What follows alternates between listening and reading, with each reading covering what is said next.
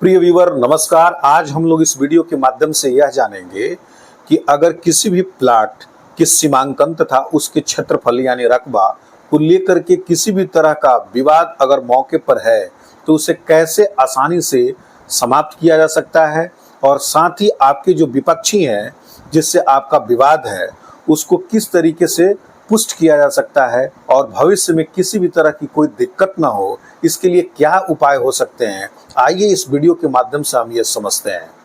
दोस्तों, जैसा कि आप जानते हैं कि कोई भी प्लाट अगर खाली है तो उस खाली प्लाट पर कोई अगर आप निर्माण करने जाते हैं या कृषि के कार्य करने जाते हैं तो ऐसी दशा में जो अगल बगल के जो प्लाट धारक हैं वो आपके सीमांकन तथा क्षेत्रफल को लेकर के हमेशा विवाद करते रहते हैं।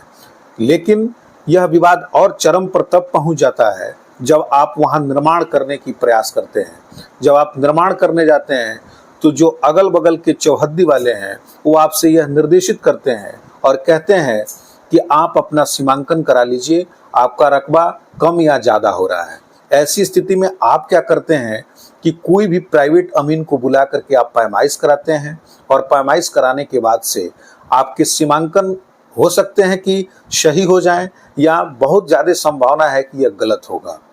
तो इससे बचने के लिए और क्या इसके प्रशासनिक उपाय हो सकते हैं इसके बारे में आइए हम समझते हैं। दोस्तों, मेरा यह मानना है कि कभी भी आप प्राइवेट अमीन के माध्यम से सीमांकन न कराएं, क्योंकि विवाद वहीं से और तेज हो जाता है।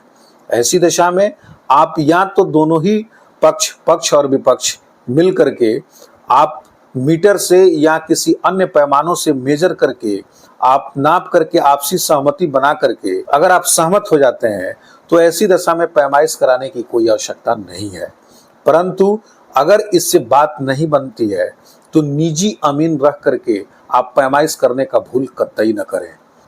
आप हमेशा सरकारी अमीन को बुलाने का प्रयास करें। इसके लिए बिहार सरकार ने ई-मापी पोर्टल के माध्यम से आप आवेदन कर सकते हैं, और यह आवेदन अपने मोबाइल के माध्यम से ही आप कर सकते हैं।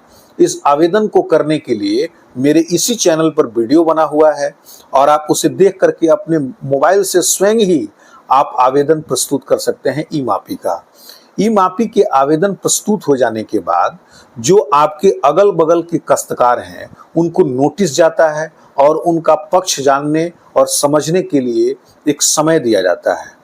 ऐसी दशा में वह आगे कहने के लिए असमर्थ हो जाते हैं, हमें इस मापी की कोई सूचना नहीं थी या जानकारी नहीं थी। तो इस स्थिति में उनको मापी में अपनी सहभागिता दर्ज करनी ही होती है। जब सीमांकन सरकारी स्तर पर जब हो जाता है तो आपको एक रिपोर्ट की लिखित प्रति भी मिलती है। उस प्रति के माध्यम से आप भविष्य में अपनी बातों को समझा सकते हैं या कह सकते हैं, और रिकॉर्ड में भी आपको सरकारी दफ्तर में यह एक रिकॉर्ड रखा जाता है। अगर वह व्यक्ति अगल बगल के कोई व्यक्ति अगर आपको परेशान करते हैं तो उस रिकॉर्ड के माध्यम से उनको अवगत करा सकते हैं कि मेरा सीमांकन पूर्व में हुआ है और मेरा रकबा यही है जो कि हमारे खतियान या डीड सर्टिफिकेट में जो आपको मिला हुआ था वह है। तो इस दशा में जो विपक्षी हैं वह भी अपने आप को सहमत पाते हैं और ये मान जाते हैं कि इन्होंने सही कार्य किया है और इसमें किसी तरह का विक्षोभ की भावना उनमें उत्पन्न नहीं होती है। तो दोस्तों, मेरा ये मानना है कि आप कभी भी इस तरह के विवाद अगर मौके पर उत्पन्न हो तो प्राइवेट अमीन को प्राथमिकता न दें। आप स्वयं अपने से ही मेजर करने का प्रयास करें दोनों पक्ष। लेकिन अगर ये दोनों पक्ष इससे सहमत नहीं हो पाते हैं तो ऐसी दशा में आप सीधे ही ई-मापी का आवेदन करें, और ई-मापी के आवेदन करने के उपरांत आप आसानी से अपनी समस्याओं का समाधान करा सकते हैं। ई-मापी की प्रक्रिया काफ़ी तेजी से चल रही है। कागजातों के स्तर पर अगर आप सही होंगे तो आपको किसी भी तरह की कोई परेशानी नहीं होगी। जो चौहद्दीदार हैं उनको अपने आप नोटिस चला जाएगा, और निश्चित रूप से आपकी जो पैमाइश होगी वह समयबद्ध तरीके से संपन्न होगी और इस तरह की समस्याओं से आप निपट पाएंगे। दोस्तों, मेरा यह सुझाव और वीडियो आपको कैसा लगा? अगर अच्छा लगा होगा तो इसे लाइक कर दीजिए, शेयर कीजिए। कमेंट में किसी तरह की कोई अगर दुविधा हो तो निश्चित रूप से कमेंट करके पूछिए, मैं उसका उत्तर त्वरित देता हूँ। मेरे चैनल को सब्सक्राइब करना बिल्कुल ही आप मत भूलिए। आपने मेरे वीडियो पर इतना कीमती समय दिया, इसके लिए बहुत बहुत धन्यवाद।